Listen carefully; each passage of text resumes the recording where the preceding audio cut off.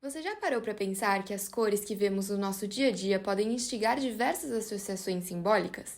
Possivelmente sim, afinal é comum ouvirmos que o azul é uma cor que traz a tranquilidade. Mas será que é assim em todo lugar do mundo? Nesse trabalho, você será apresentado a diferentes conceitos que explicam como as cores, em seus mais amplos sentidos, podem possuir significados diferentes a depender de condições sociais, culturais, religiosas e históricas. Vamos lá? Cursos de design online são constantemente acessados na atualidade. Aqueles que buscam as melhores dicas para enfeitar a sua casa ou criar um novo logo atraente para sua empresa, veem na internet blogs e sites que prometem alcançar tudo o que procuram, seja harmonia e paz para uma sala de estar, anseio para a marca do seu produto ou o que supostamente ajudaria nas vendas ou popularidade, invocando a atenção do consumidor. Um dos conselhos dados é seguir a psicologia das cores, que seria a área da psicologia que analisa e define quais os efeitos que cada cor gera nas pessoas, como mudanças nas emoções, nos sentimentos, a criação de desejos e muito mais. Muito provavelmente você já ouviu falar que o vermelho teria associação com calor, vigor e excitação, e que poderia ser usado quando existe a necessidade de estimular algumas sensações e incentivar ações.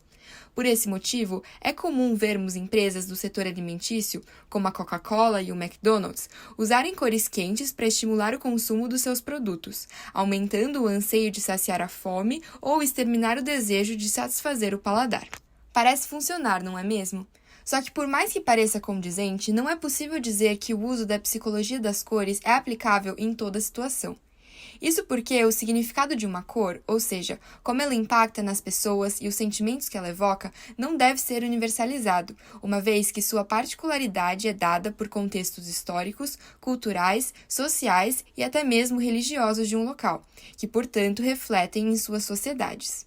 Mesmo que no Ocidente, por exemplo, o vermelho possa estimular as associações descritas acima e realmente atrair o consumo de tais produtos, no Oriente não necessariamente esse mesmo fenômeno irá ocorrer. As interpretações simbólicas das cores, portanto, variam dependendo da sua função cultural e das sociedades que as traduzem. De acordo com o livro A Psicologia das Cores, de Eva Heller, a simbologia é dependente da cultura, pois culturas diferentes significam diferentes modos de vida. Logo, analisar os significados das cores e seus impactos nos indivíduos significa, simultaneamente, questionar sobre as condições de vida de tal sociedade. Conforme Eva Heller, também socióloga e psicóloga, as cores e seus significados podem se consolidar a partir das diversas experiências vividas pelas sociedades. A assimilação do azul como a cor mais fria, por exemplo, é oriunda da percepção do próprio corpo humano. Quando você sente frio, seus lábios, assim como a sua pele, ficam em tons azulados.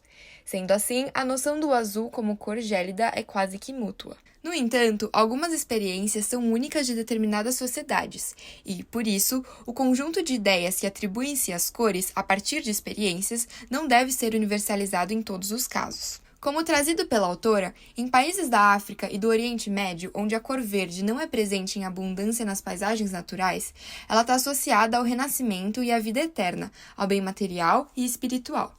Sendo uma cor que é almejada pela sociedade devido à sua mínima recorrência, o verde também pode estar relacionado às figuras grandiosas, como os deuses e até mesmo ao homem.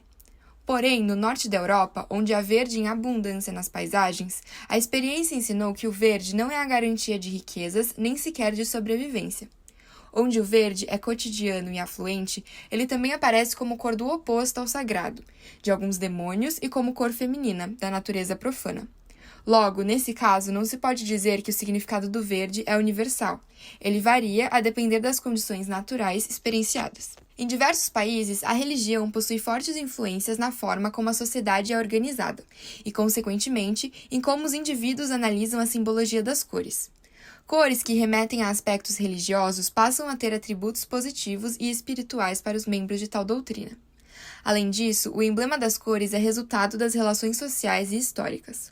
Costumes e tradições de diferentes culturas culminam na associação das cores a diferentes elementos, intensificando ainda mais as particularidades que tornam toda e qualquer cor única para cada grupo de indivíduos. Para que a gente possa entender como a simbologia das cores é diferente a depender de sua função social e cultural, e não deve ser universalizada, é necessário examinar como cada cor se manifesta em diferentes estruturas socioculturais.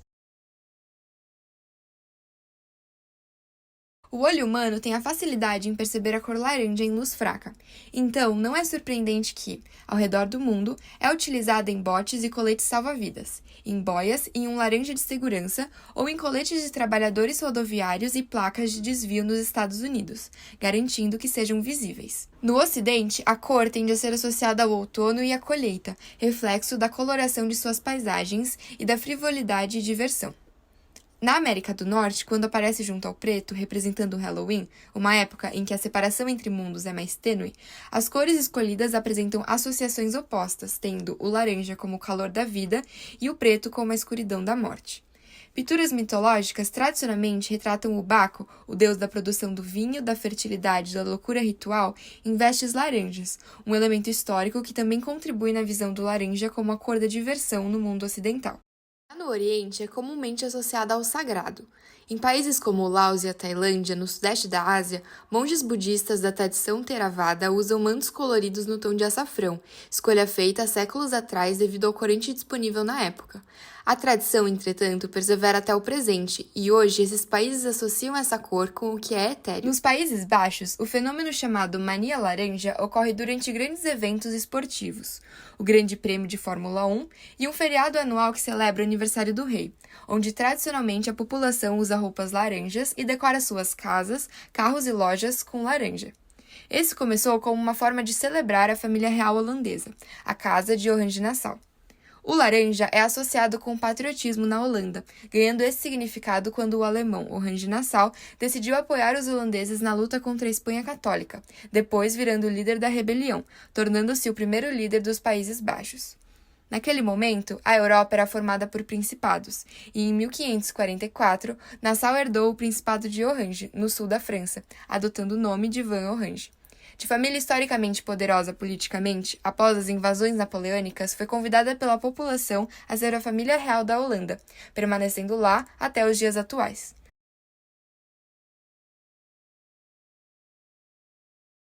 Como você pode perceber, de fato as interpretações simbólicas das cores alteram-se dependendo da cultura e da sociedade na qual estão inseridas.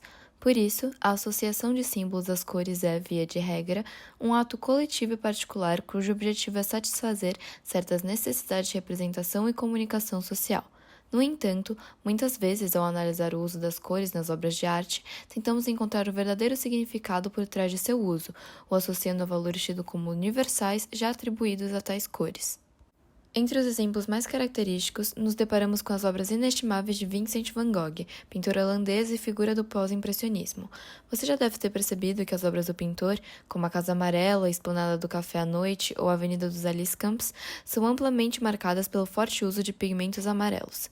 Indivíduos que possuem um conhecimento básico da psicologia das cores associam a indiscutível preferência do pintor pela cor amarela com a simbologia de que o amarelo significaria alegria e otimismo, desconsiderando que esses atributos variam a depender de aspectos socioculturais.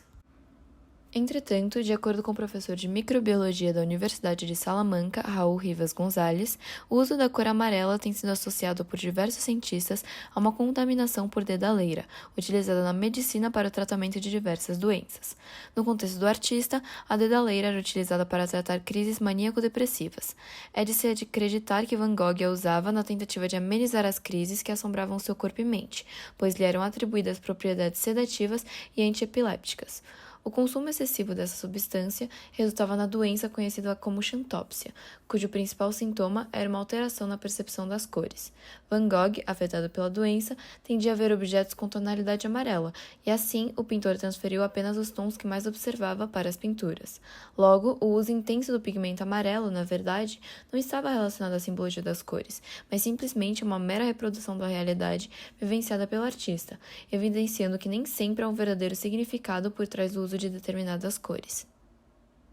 A partir desse vídeo, podemos concluir que as cores, ao longo da história, possuíram um importante papel na construção e implementação de ideias e valores associados a elas, e que seus efeitos sobre os indivíduos não são congênitos e universais.